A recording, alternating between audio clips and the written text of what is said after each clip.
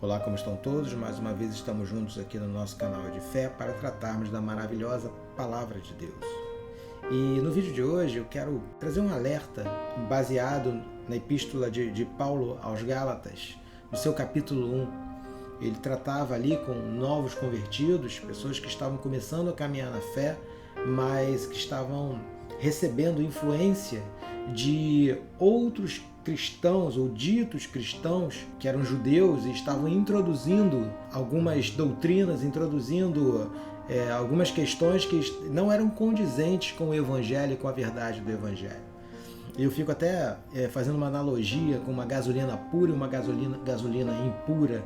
Quando você coloca uma gasolina que chamam de batizada, cheio de inserções, de poluições, ela não só prejudica no desempenho do seu veículo, como também pode danificar o motor, pode danificar peças do carro.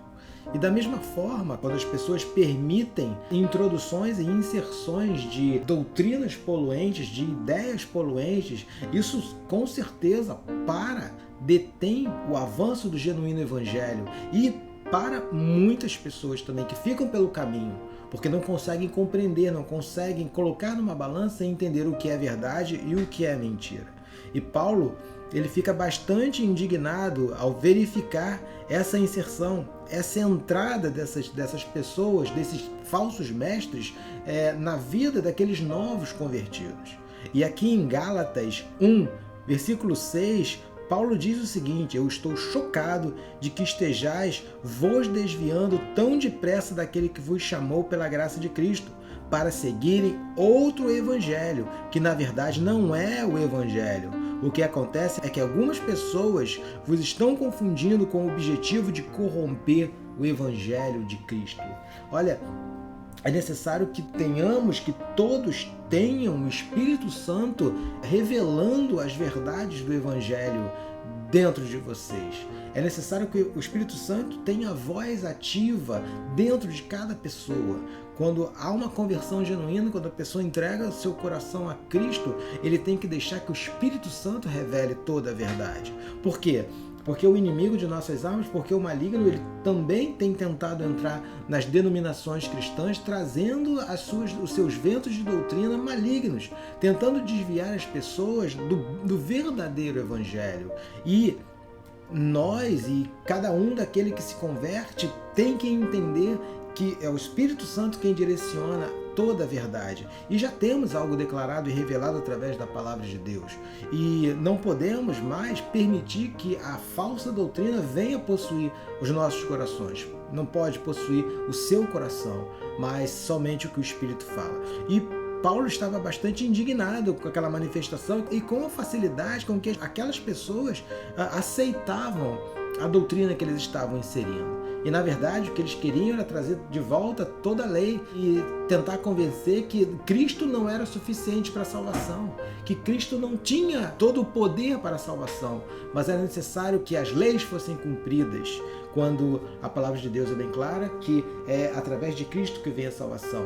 Isso não vem de nós, isso é dom de Deus, é gratuito através de Cristo Jesus. Paulo também fala que no versículo 8 de Gálatas 1 que, contudo, ainda que de nós ou mesmo um anjo dos céus vos anuncie um evangelho diferente do que já vos pregamos, seja considerado maldito.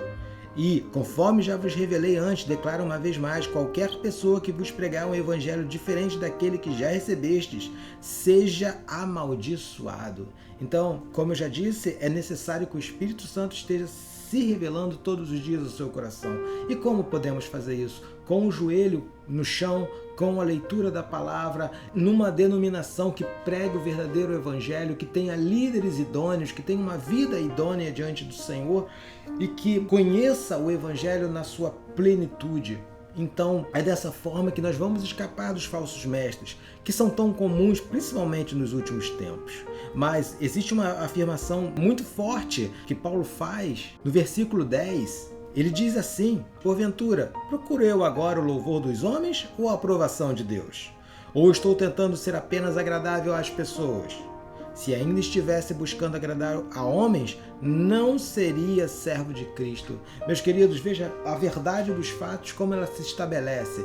Quando nós estamos preocupados em agradar a homens, nós temos medo de pregar a verdade, de falar a verdade, de falar o que está contido na palavra, porque pensamos, isso se nós dissermos vai magoar, isso vai entristecer.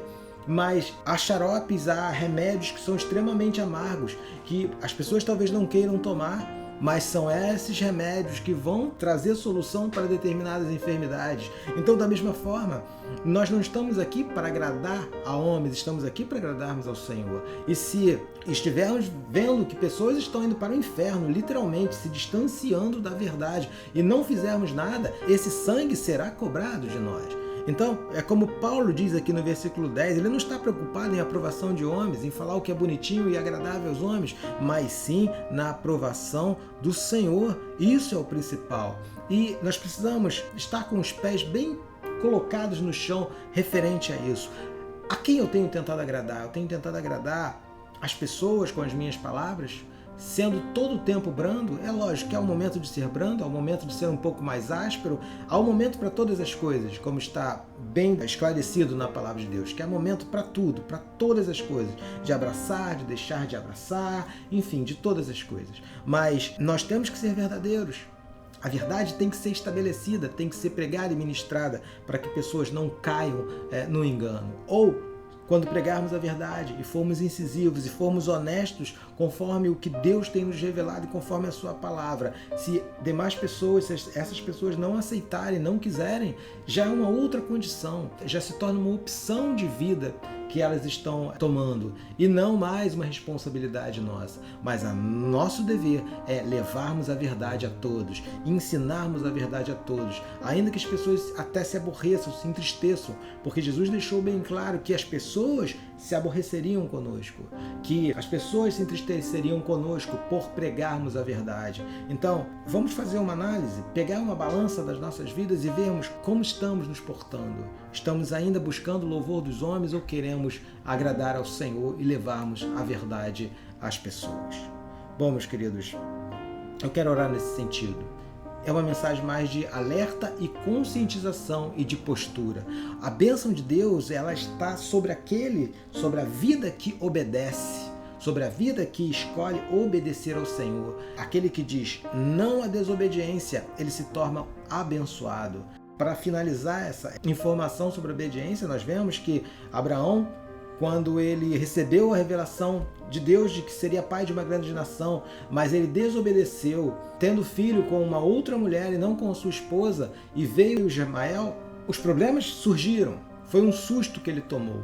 Mas depois, quando ele entra no caminho da obediência novamente, a bênção recai sobre a vida dele, que foi a vinda do Isaac. Então nós precisamos ficar atentos a esses fatos. Temos que obedecer, porque essa é a vontade do Pai. Senhor Deus, em nome de Jesus, aqui estamos, Senhor, nessa mensagem de alerta que serve para todos nós, Senhor. A quem nós queremos agradar? Ao Senhor, falando a verdade, pregando a verdade, vivendo a verdade, ou aos homens, pegando às vezes a Tua palavra, Senhor, e modificando pontos, e equilibrando pontos, achando que dessa forma seremos simpáticos a todos e essas pessoas se converterão.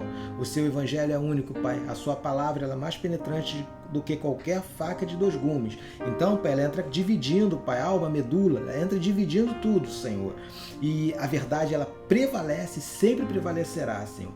Ainda que nós não preguemos a verdade para as pessoas, Senhor, a verdade do Senhor vai prevalecer e nós seremos cobrados por isso. Ajuda-nos, Senhor, a não sermos cobrados por isso, mas a sermos intrépidos e levarmos a Sua verdade a todas as pessoas, Senhor. Obrigado por essa mensagem de alerta, em nome de Jesus.